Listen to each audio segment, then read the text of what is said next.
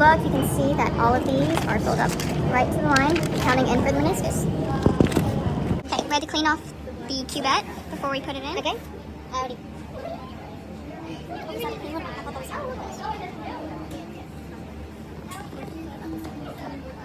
There, put it in.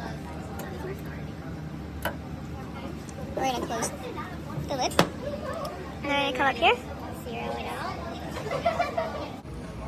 Our number is this, so we're just going to have to subtract from there.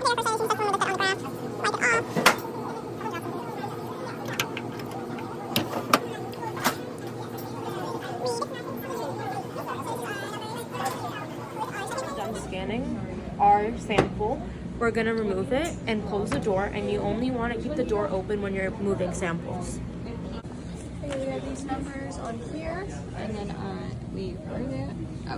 they are here written down for our absorption.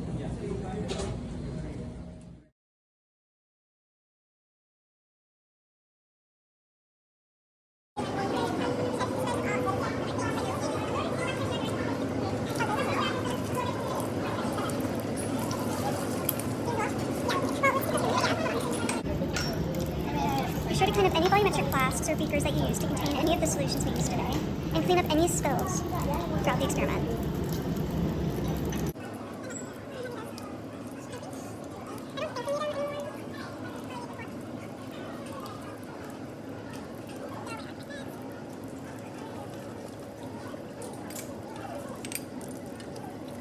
Our first step in using the spectrophotometer for this lab was to scan across all wavelengths of UV-vis light. This can be useful because each substance has its own characteristic absorption spectrum, so this can be used to identify a substance. It can also be used to determine the wavelength at which the most light is absorbed by the substance by locating the lambda max, the highest point on the graph, so it would be this point right here. By scanning across multiple different concentrations of the substance through our dilutions at this particular wavelength, we were able to determine the relationship between absorbance and concentration, which we determined was a direct relationship. So, by using an absorption spectrum, we can also determine the concentration of a substance if we know the absorbance. This is the Beer-Lambert law. It states that the absorbance of a chemical species is equal to the molar absorption coefficient of that species times the molar concentration of that species times the optical path length. Now, the molar absorption coefficient is constant for each chemical species as long as we keep the wavelength of light that is absorbed the same in the spectrophotometer, which we do in this case.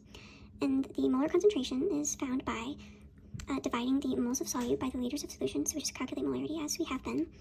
And the optical path length is the distance traveled by the light through our solution. So in this case, it would just be the distance, the length of our cuvette.